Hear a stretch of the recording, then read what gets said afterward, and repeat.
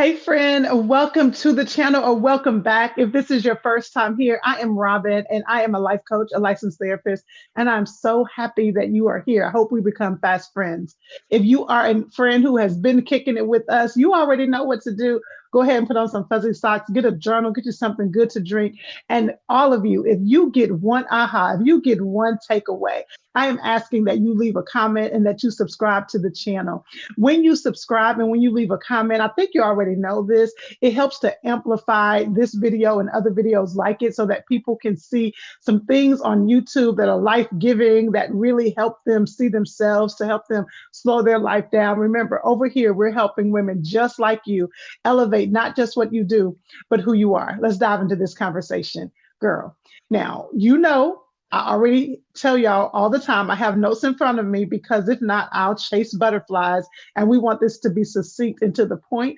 And I know for many of you, January already feels heavy, or it feels overwhelming, or you already feel exhausted, or you just feel in the blank with whatever emotion comes up for you in January. And here's what happens for so many of us at the beginning of a new year. We come into the year hoping for a new start, a reset, new energy, new focus. But here's the problem. You did not come into the year, more than likely, you did not come into the year rested. See, you came into the year off of the heels of December. You already know how it is. You came into the year off of the heels of December, where you were hosting, where you were trying to get all the reports done before you went on vacation, where you were dealing with the children who were home from school or who were at the house eating up all the food, or the in-laws who were in town, or the Christmas plays, or all the things that December demands of you. You came into it after doing all of that, and you're wondering why January feels crazy. It's because December was crazy. It was all of this movement. And while many of us, y'all know, right after Christmas and right before the new year is that lull period, and there's not a lot going on. Some of you go back to work for a couple of days during that time. So you may feel like, okay, I had a little moment there, but sis, the demands on your life need more than just a little moment. And so for some of us, we are hesitantly hopeful about the new year, or other people aren't quite excited about the new year and they can't put their finger on it. And so I am going to help you. This is what I had to write down so we could all understand. Here is what's really happening. Friend, hear me. You are not just trying to do the task. So we're in the new year, we're in January, and you're not just trying to do task. You're not just trying to check things off of a box. You're doing more than task. And I keep talking about as we come into January, but you might stumble upon this video in November. You may stumble upon it in August. The truth of what I'm sharing with you will still apply. It just gets illuminated so much more around this time. So, friend, you're not just doing tasks. You're not just checking things off of a box. You're managing outcomes. You're trying to keep people's emotions steady.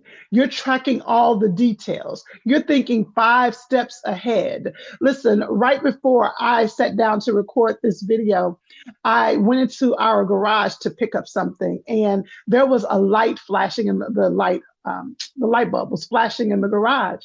And I was so proud of myself because that light was flashing, baby. And I said, that is not my business. That is not my business. See what happens, and that might seem minor for some of you, but the truth is you are handling things that are not your business. Just because a problem occurs does not automatically mean you're the problem solver. I'm gonna leave you alone. I just came in your house, went in your refrigerator, got me something good to drink, sat down and got in your business.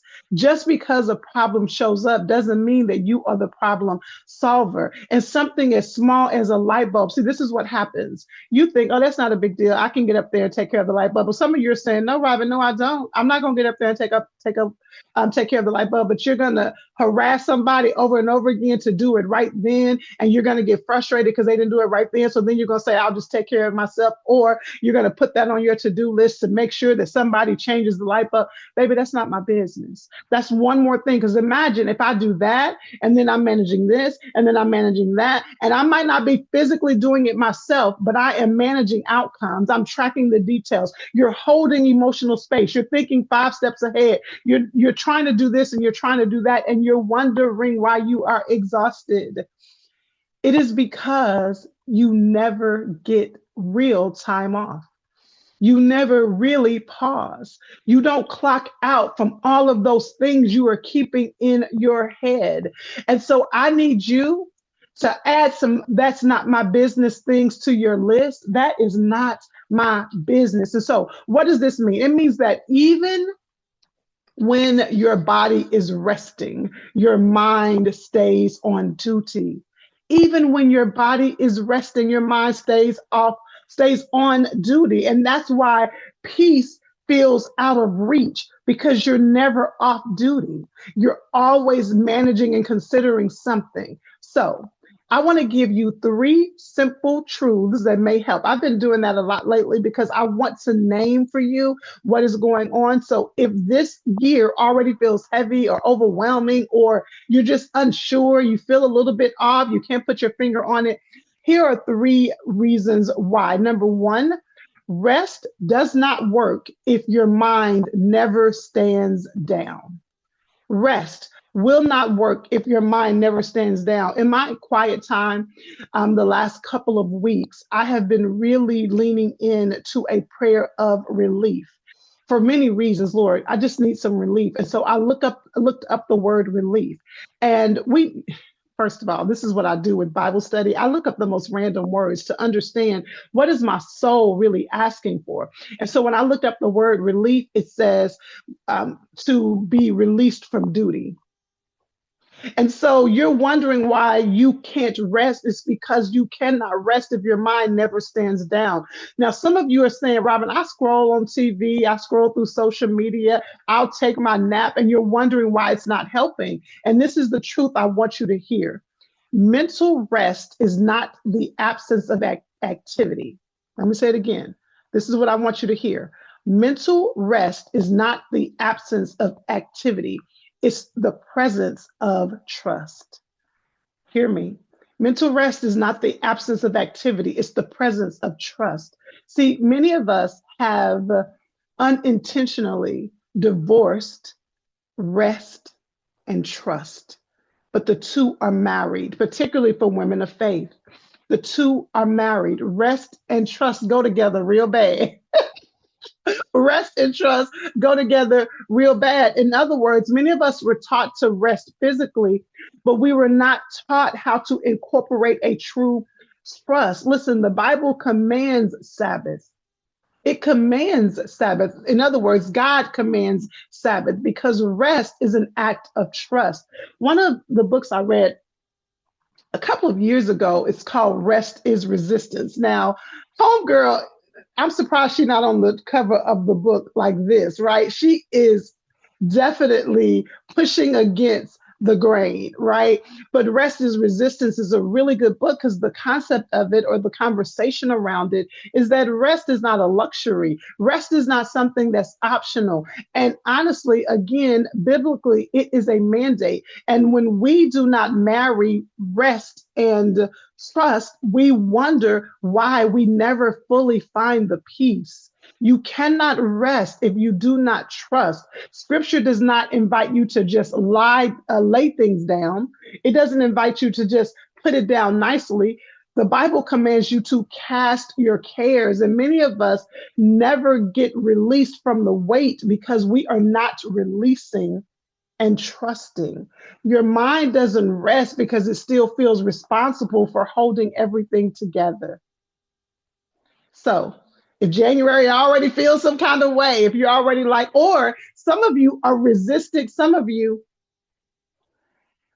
are resisting January trying to bully you. Some of you are saying, no, I'm not doing it. And you're holding it as firm as you can. I want to invite you to rest, Okay.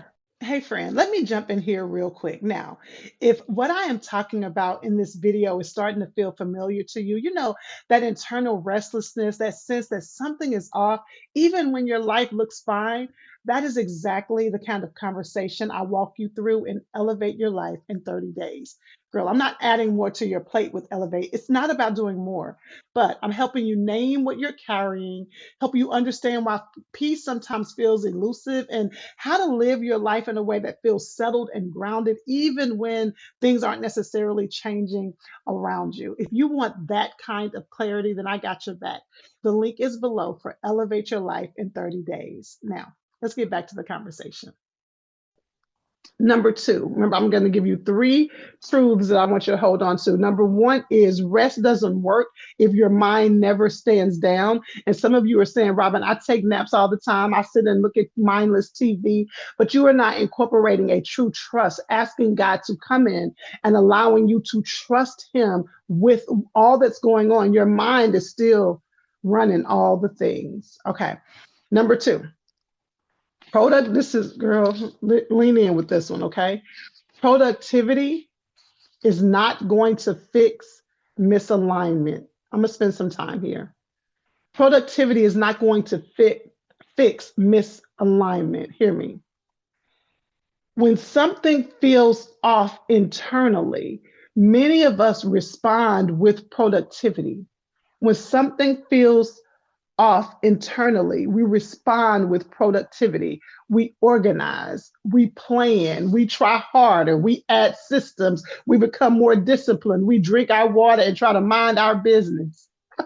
We're trying to fix something that's going on internally, but I need you to understand that productivity, trying to do more, trying to organize more. My gosh, I just really want you to understand what I am telling you. I have been in this massive decluttering. I truly believe that God is getting ready to birth something through me, because you've heard of the term of nesting. When a woman is getting ready to have a child, she starts nesting, she starts organizing things because she has to get it ready. When I tell you that is happening in a way that I can't even explain. But as I am organizing all the things, I realize I sometimes I'm just moving mess for mess. No, you got to get rid of some stuff, right? And so that's a word for somebody. You got to get rid of some stuff. So I'm talking about the fact that productivity does not fix misalignment.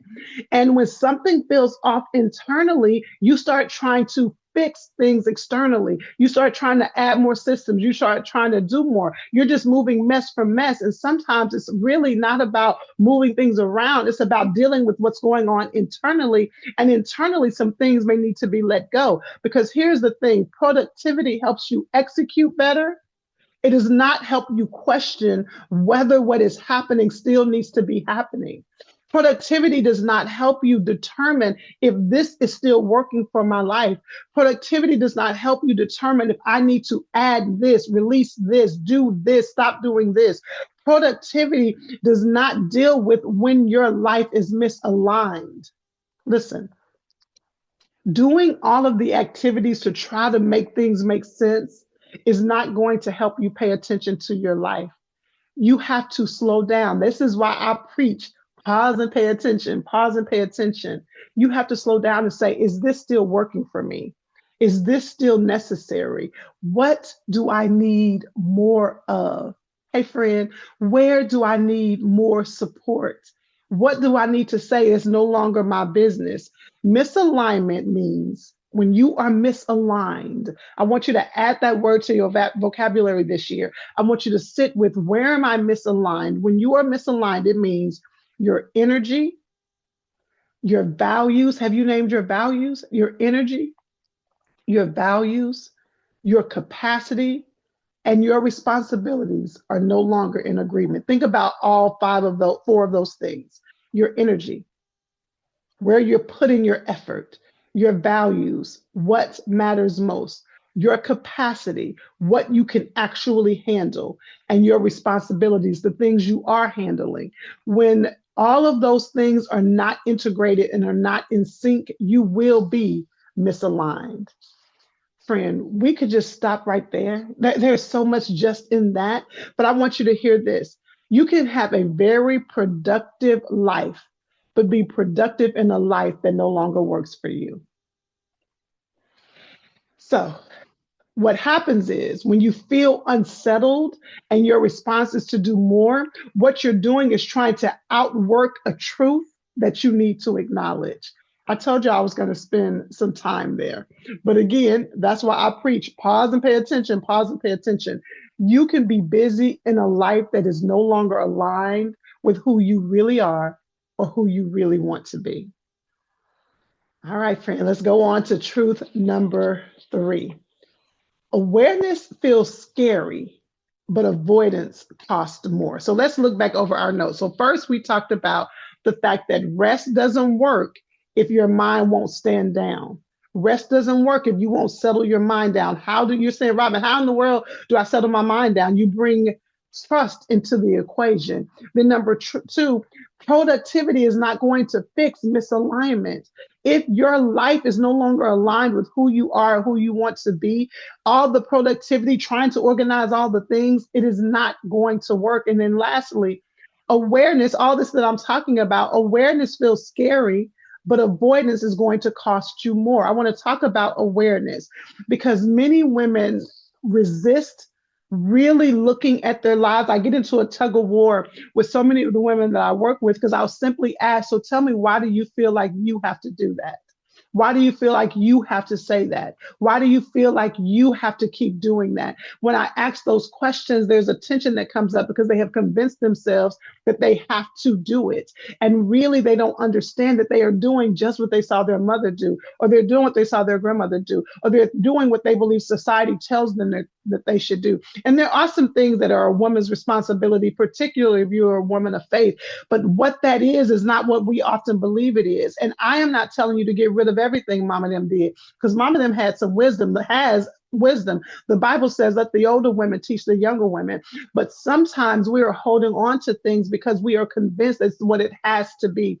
I was talking to a client recently, and I can't, this just comes up for me. The client was saying, because I have to take the kids to the doctor. I have to take and she kept listing all these things she has to do. And I stayed stuck and I have to take the kids to the doctor. Now, here's the thing. I would have left it alone, except she says, because that's what women do. Well, no, that's what you do. That's not what all the women do. That's what you do. And it's okay. Listen, as we kept talking, because of some things that's going on in her children's lives, she's going to take her kids to the doctor. But that means there's some other things you need to take off of the list because that's what you do. There are plenty of mothers who don't deal with the doctor's appointments. Because I understand I'm not dealing with the doctor's appointment because I am the one that's going to deal with the emotional realities that my husband is not going to tend to. And so I am not even telling you not to take your child to the doctor. What I am saying is that so many of us don't pause to pay attention to our life to see why we're doing what we're doing and to be aware. Because awareness seems scary. Aware to stop and say, wait a minute, why have I been doing this? Or do I want to keep doing this? And especially when you're afraid that you may not have the answers. And I'm not going to gaslight you. Awareness can feel scary and it can be scary. There are some areas, let's just keep, I have some areas in my own life that I am just constantly doing this. So I understand this, but what I want you to understand, the Bible doesn't say avoidance sets us free. The Bible says it is the truth that sets us free. And you're not going to find ultimate peace by burying your head in the sand about what you are really carrying. Awareness does not fix everything immediately, but it means you stop pretending. Awareness does not fix everything immediately, but you stop pretending. You stop pretending everything is fine because that is this subconscious lie that is keeping you exhausted. Girl, you're not fine in all the areas, and that's okay. That's why we got each other. That's why we're here. Awareness helps you tell the truth. Now, I want to tell this quick story. Have you ever been with your family or it can be with anybody and everybody's joking and having a good time. And then somebody says that one thing and it's no longer funny to you. So my family and I were laughing. This is during the holidays and everybody was at home, which is very rare. My daughter was home from college. And even when she was home from college, baby, it was rare that she was here.